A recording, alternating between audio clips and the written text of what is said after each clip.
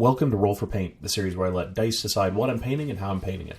Last time we had the cotton candy themed Votann. Let's see what we get this time around. First up, we've got the D12 Roll for Mini, and we get a 7, Astra Militarum. Today, for them, we have a member of the Cadian command squad. Cadians can really fit into any painting style, so I feel pretty good about this one.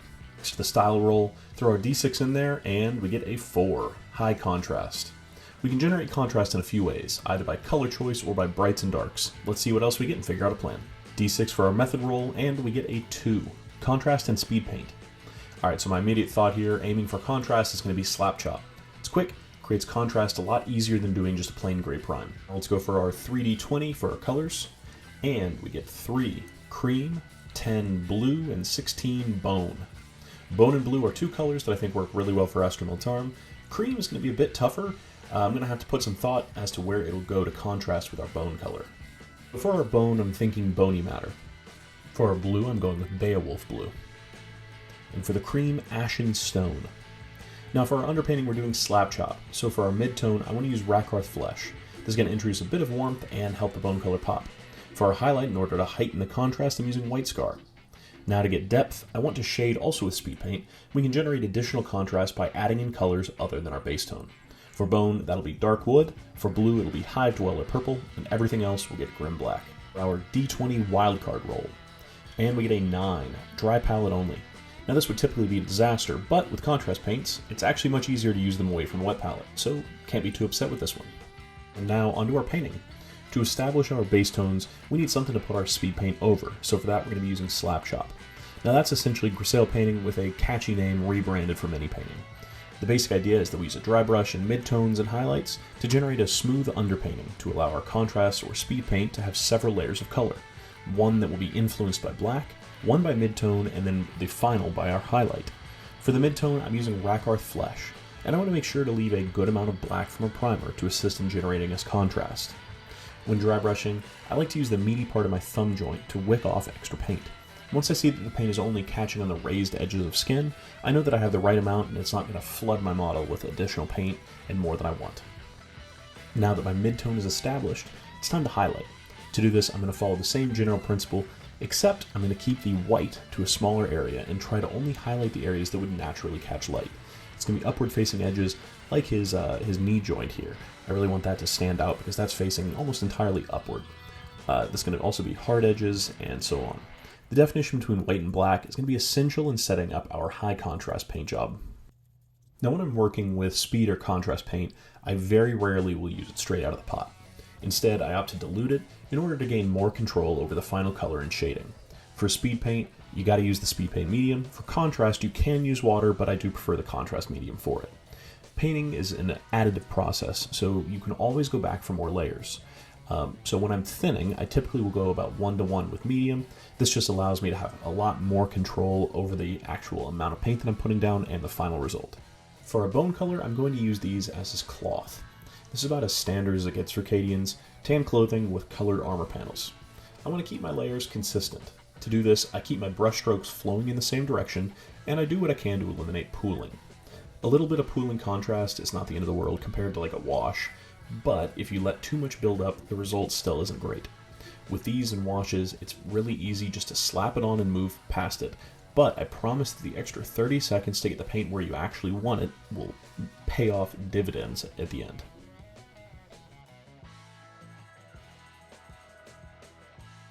Now onto our blue, it's time to be really careful. If I accidentally flub a stroke and then also, importantly, don't notice it, it's going to leave me with permanently tinted blue in other areas of the model. So for this, I want to make sure that I have just enough paint that it's easy to control and no more. I don't want to accidentally flood a section and end up with blue leaking everywhere that I don't want it and have blue recesses throughout the entire model. So for this, I end up throwing the blue on armor panels, helmets, and his power fist. Now for the cream color, I had a hard time figuring this one out, and honestly I'm not sure that I'm super happy with what I decided to do, but I went with adding it to the shoulder pads. I'm going for more of a grayish off-white color for this, mostly so that it doesn't come out looking the same as the bone. Now that we've got our base colors on, we can start sketching in our values. To do this, I'm going to take my dark wood and once again thin it down, then to have a go at my recesses. With this being a high contrast paint job, I want the light color to really stand out. Maybe this is a muddy battlefield with very little light poking through. I want my raised edges to really, really pop. So with this, I'm hitting all the folds of my cloth, the deepest recesses, and then also glazing towards the recesses. I did end up using some brown to really darken the recesses on blue armor as well. This was an attempt to kind of sell that muddy battlefield look that I'm going for. When doing this process, just make sure to limit the amount of paint you have on your brush. Less paint means more control, and after all, I want to keep my raised edges really clean and keep the high contrast going.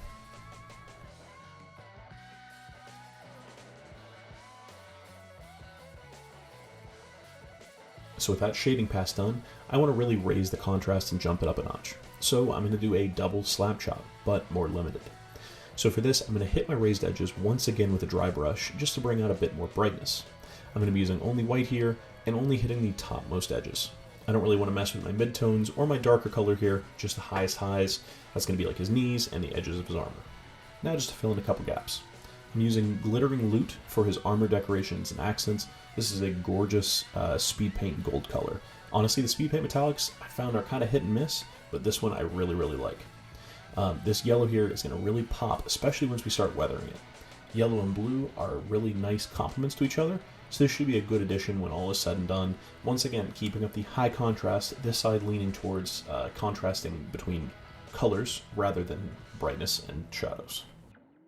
Still not happy with the depth of color here, so I'm going to give it another good coat of dark wood in the recesses.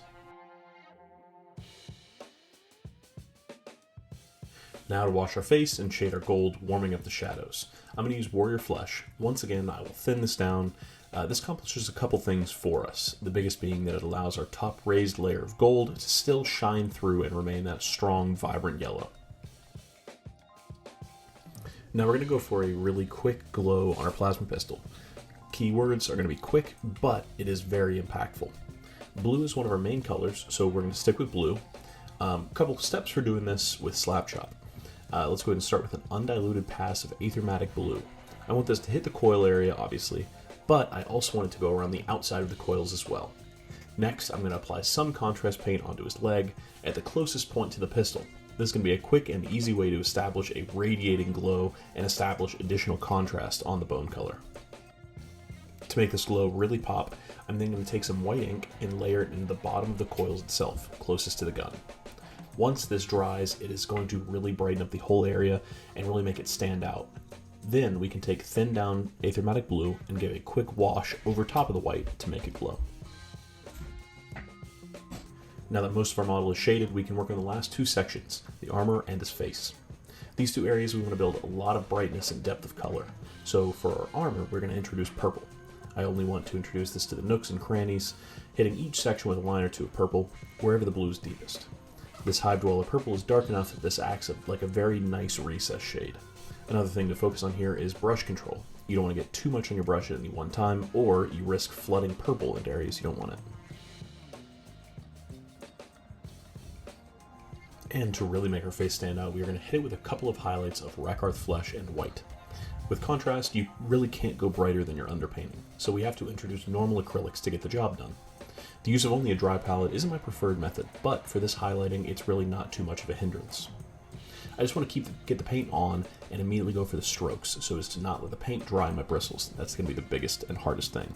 Once that's done, I can quickly hit it with a watered down Warrior Flesh to keep the color and keep our paint consistent.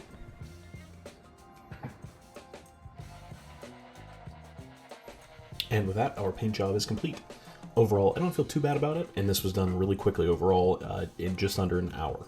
For the result, I think it was well worth the time, and I think the big breakthrough that I found here was the double SlapChop. This is my first time trying it, and it really brightened up all of our upper edges and allowed for a really bright final highlight to be contrasted really nice against a dark recess. Overall, I'd say this is about a 5 out of 10. Nothing fantastic or super groundbreaking, but overall I'm happy with it. If you enjoyed, please consider leaving a comment about what wild rolls you may like to see on future episodes. I will catch you all in the next one.